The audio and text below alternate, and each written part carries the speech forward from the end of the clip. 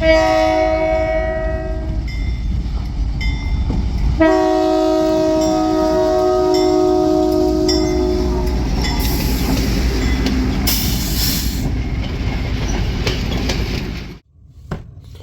going on YouTube? Burlington Northern HO fan here, and we just hit 500 subscribers on this channel.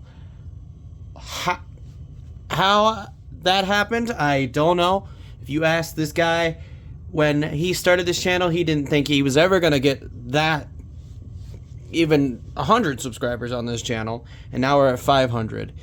And you ask the little 14-year-old kid who made a gaming YouTube channel that wasn't good at all, he would have never thought he would have had a YouTube channel that hit 500 subscribers.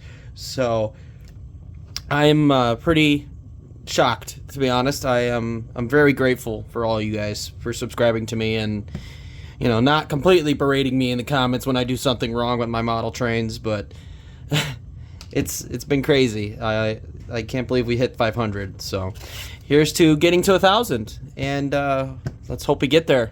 You guys are great. Anyway, let's start this video. I went to Lombard Hobbies yesterday, and I saw that they had a really good deal on something, so I had to get it. It was half off. What they had a deal on was a Atheran Genesis GP50 with the tiger stripe. Now, I know I already bought one of these, but the one I bought, I believe, was older. It was a different run of these locomotives because it was a different paint scheme. Also, I think the tooling might be a little different on that one. We'll have to compare it between the two. But this is the paint scheme I actually really like. I know a lot of people don't like this paint scheme on the GP50s for Burlington Northern. I know a lot of Burlington Northern fans don't like the tiger stripe paint scheme at all. I'm one of the weird ones. I do like the tiger stripe paint scheme. So we'll see how good Atheran did with this. I believe these are new for this year. I could be wrong. They might be new for last year. They might have just been in stock and they want to get rid of them. I don't really remember. I haven't been looking about what stuff that's been coming out. I did see that Atlas came out with new Metro coaches, and yeah, I need them. So I'll probably be getting a set of those, or buying some of those in the near future. So that you'll look forward to that. The second part of the DCC install in the DD40 is coming. I did have it running with a decoder, but then the decoder decided to have other plans. So that's another story. I'll get that fixed, get that working and running, and we'll get that video up as well. But right now, let's unbox this thing because I am really excited to see what this thing looks like. And I have the GP50 tiger stripe that's from the blue box era of Atheran, so we can compare it to that as well. So let's get this thing open. There we go. Nice foam, just like the other one.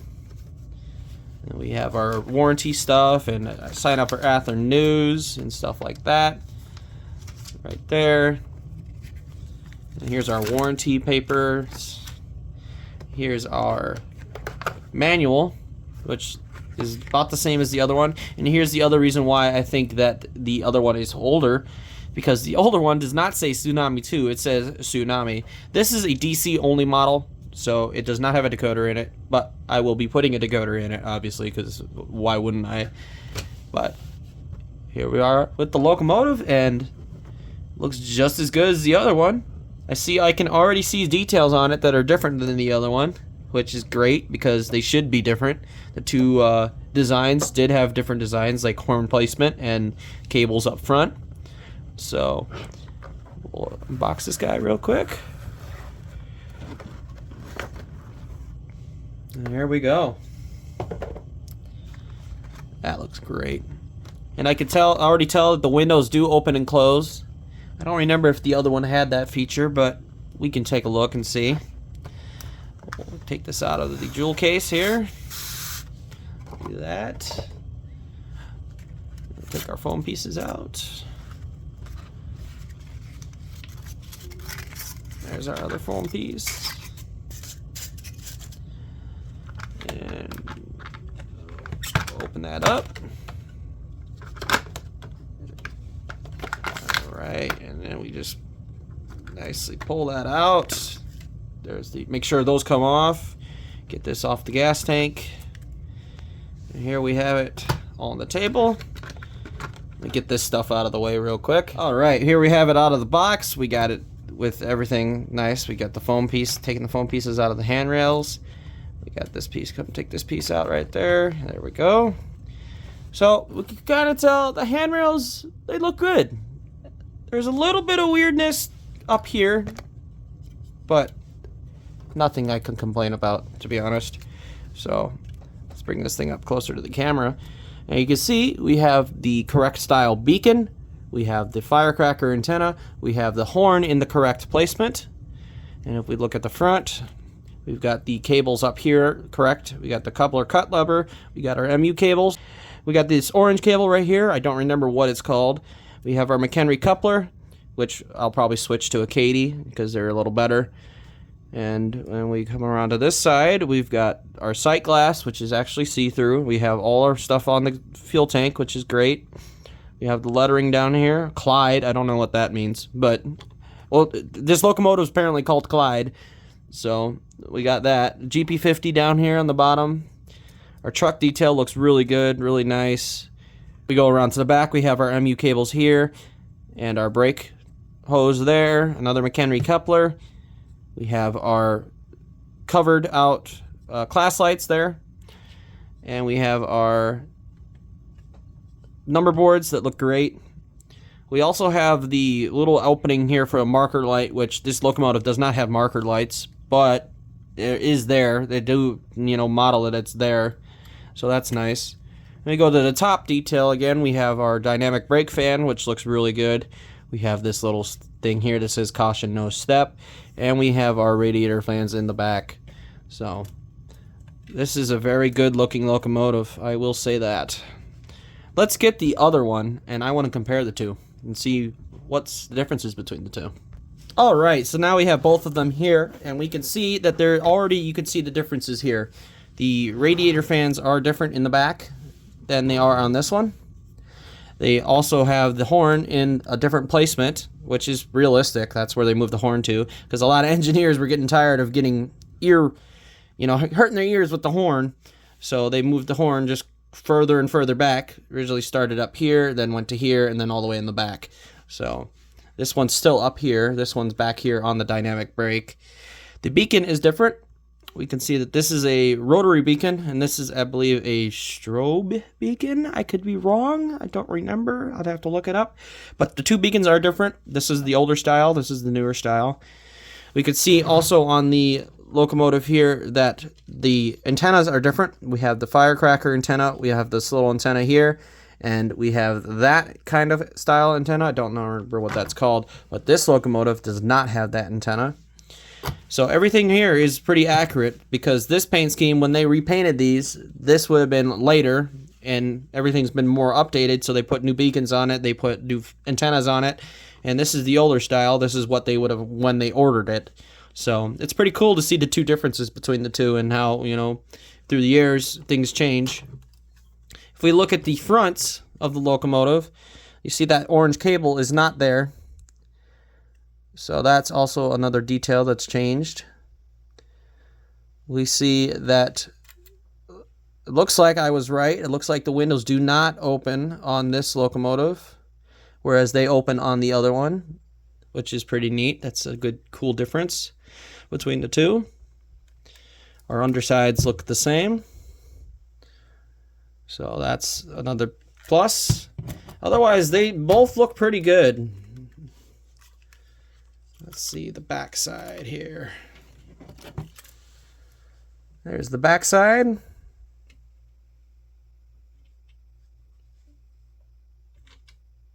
Looks pretty good. Also, you can see the coloring on the rear light there. Silver on that, and this one does not have the silver. So, very cool. So now we have two GP50s. Let's grab the blue box version of it. Okay, so here we are with the blue box version of it. Now, first thing right off the bat, you can tell that the handrails are wrong, which is hilarious. That I still need to fix that on that. that's not really on the Atheran Blue Box part. But right here, right off the bat, you can see the horn placement I did myself. I moved the horn back just like on the real model. The paint job on the handrails on the front is also me. I did that. The dynamic brake, the exhaust here is not silver. Also, it's wrong. It's not facing the right way compared to this one, which is actually kind of funny. I think that's interesting. These pieces, the exhaust fans look good. They look about the same. The dynamic brake fan has a little bit newer of a detail. So, paint job on this one is, don't mind the weathering, that's me. The logos, one is smaller than the other. Also, the windows obviously are different because it's, you know, it's a blue box model. But, you know, I'll be honest, the blue box model, despite the handrails looking the way they are, it doesn't look too bad compared to this one. I mean, the gas tank is smaller. It's not the right size.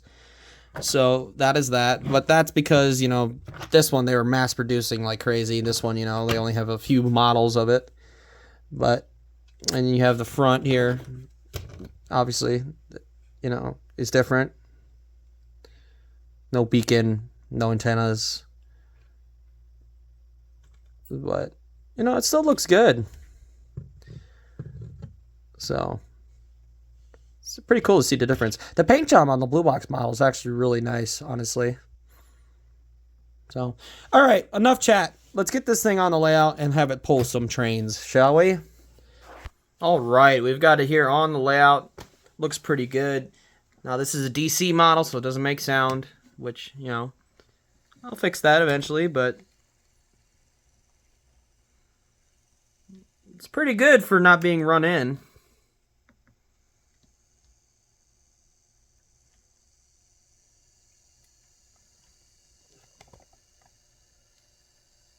Sounds really quiet. That's really nice. Yeah, that's not bad. Give it a little more speed here.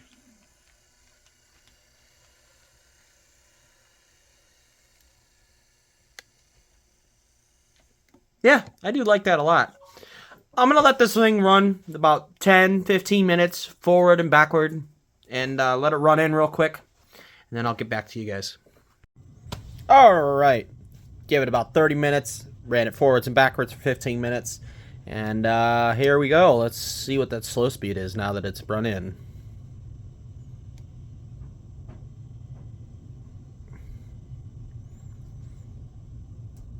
That's on DC power. That's pretty dang good.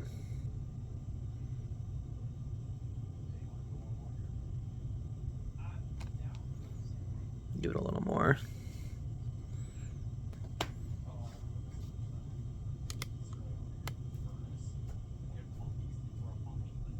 Oh, hit the switch. But yeah, DC power, that's pretty dang good. Not gonna lie. So, let's get it hooked up to a train, shall we? There's a set of cars back there in the co-op, so let's go grab those.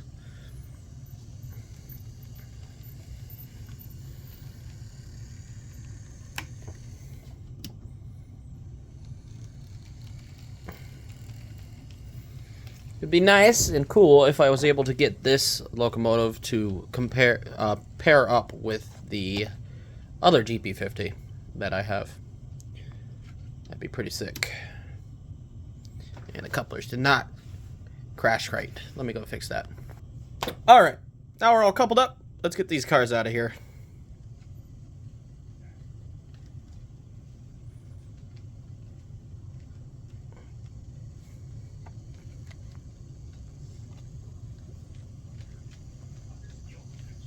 That looks pretty dang good.